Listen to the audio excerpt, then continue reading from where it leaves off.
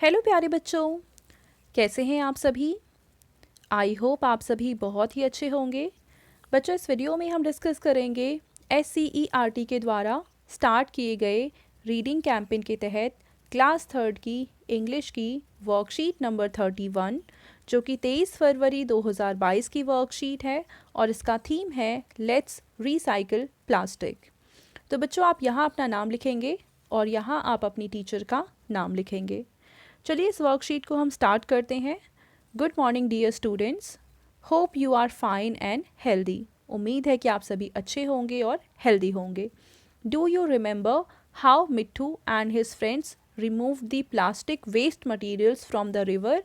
क्या आपको याद है कि पिछली इंग्लिश की वर्कशीट में मिट्ठू और उसके फ्रेंड्स ने किस तरीके से प्लास्टिक वेस्ट मटीरियल को नदी से निकाल के साफ़ किया था। They have shared a lovely message for you. उन्होंने इसके बाद एक प्यारा सा मैसेज आप सभी के लिए भेजा है। अब ये क्या मैसेज है, चलिए पढ़ते हैं। Our earth is so beautiful. जो हमारी अर्थ है, पृथ्वी है जिस पे हम रहते हैं, ये बहुत ही ज़्यादा सुंदर है। विद क्लियर ब्लू स्काई, और जो हमारा आसमान है वो बहुत ही साफ़ और ब्लू कलर का है। लश ग्रीन फॉरेस्ट, और जो फॉरेस्ट हैं वो लश ग्रीन कलर के हैं। एनिमल्स पेट एंड वाइल्ड, और जो एनिमल्स हैं वो कुछ पालतू भी हैं और कुछ जंगलों में भी रहते हैं। स्ट्राइकिंग हाई माउंटेन्स, और यहाँ पे माउंटेन्स यानी कि ऊंचे ऊंचे पहाड़ भी हैं। एंड रिवर्स फ्लोइंग थ्रू, और इन्हीं के बीच से कुछ नदियाँ बहती हैं। Oh please tell us how, please हम सबको बताइए कैसे। Can we keep a promise true, कैसे हम अपने प्रॉमिस को सही तरीके से रख सकते हैं, सच तरीके से उसको हम निभा सकते हैं।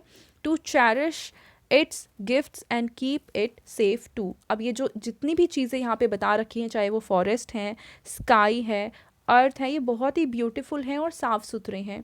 तो किस तरीके से हम इसको अभी भी सेफ रखें और गंदा होने से बचाएं, उसका क्या तरीका है।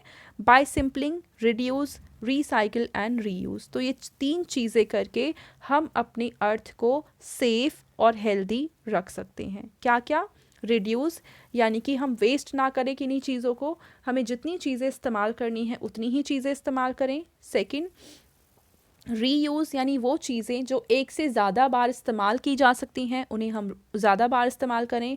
और तीसरा, रिसाइकल यानी वो चीज़ें, जैसे एक प्लास्टिक की, मान लो एक एल्युमिनियम की केन है और इसमें कोल्ड ड्रिंक आती है। कोल्ड ड्रिंक हमने पी ली, अब वो केन ख़राब हो गई, तो उस केन को हम कबाड़ी वाले को बेच सकते हैं, जिससे वो जाके उसको फैक्ट्री में दे देगा और फैक्ट्री से वो एल्युमिनियम बॉटल चेंज होके किसी नई बॉटल में या किसी दूसरी चीज़ में चेंज कर दी जाएगी और फिर उसको हम वापस से इस्तेमाल कर सकते हैं। तो ये 3 चीज़ें हैं जिससे हम अपनी अर्थ को बर्बाद होने से, पॉल्यूट होने से बचा सकते हैं। ठीक है, तो अब आपको करना क्या है, यहाँ पे कह रखा है सिंग दी पोम अलाउड, यानी इस पोम को जो ऊपर आपको दे रखा है उसको ज़ोर ज़ोर से बोल कर पढ़ना है।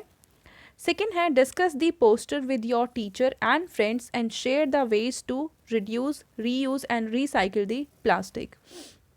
तो आपको ये पोस्टर देखना है, समझना है और अपने फ्रेंड्स के साथ, लिखना नहीं है इसका आंसर, डिस्कस करना है टीचर्स और फ्रेंड्स के साथ कि रिड्यूस क्या होता है, रीयूज़ क्या होता है और रिसाइकिल क्या होता है, और प्लास्टिक के लिए इन चीज़ों को कैसे इस्तेमाल किया जा सकता है। तो अभी मैंने बताया इन तीनों का मतलब, ठीक है, तो आप समझ ही चुके होंगे। इसके बाद हमें कह रखा है do you know that June 5 is celebrated as World Environment Day. तो हर साल 5 जून के दिन वर्ल्ड इन्वायरमेंट डे मनाया जाता है। The purpose is to spread awareness about the threat to the environment due to rising pollution levels and climate change. अब ये जो वर्ल्ड इन्वायरमेंट डे मनाया जाता है, इसका उद्देश्य क्या होता है, क्यों मनाया जाता है ये। तो इसका एम होता है कि लोगों को इन्वायरमेंट के बारे में, यानी पर्यावरण के बारे में, प्रदूषण के बारे में और क्लाइमेट चेंज के बारे में बताया जा सके, उन्हें जागरूक किया जा सके, जिससे कि इस अर्थ को और ज़्यादा नुकसान ना हो। ठीक है बच्चों, नेक्स्ट क्वेश्चन है टॉक टाइम, जहाँ पे आपको एक प्यारी सी पिक्चर दिखा रखी है। इस पिक्चर को आपको देखना है और इमेजिन करना है कि यहाँ पे लोग क्या बातें कर रहे हैं। इनकी बातचीत को आपको ज़ोर ज़ोर से बोलना है और फिर अपनी कॉपी में लिखना है। ठीक है, तो चलिए इसका आंसर हम लिख लेते हैं। तो बच्चों, इस पिक्चर में देखिए, यहाँ पे आपको एक कुल्हाड़ी दिखा रखी है, यहाँ पे चूल्हा है, चूल्हे में कुछ लकड़ियाँ लगी हैं जो जल रही हैं और इससे खाना बन रहा है।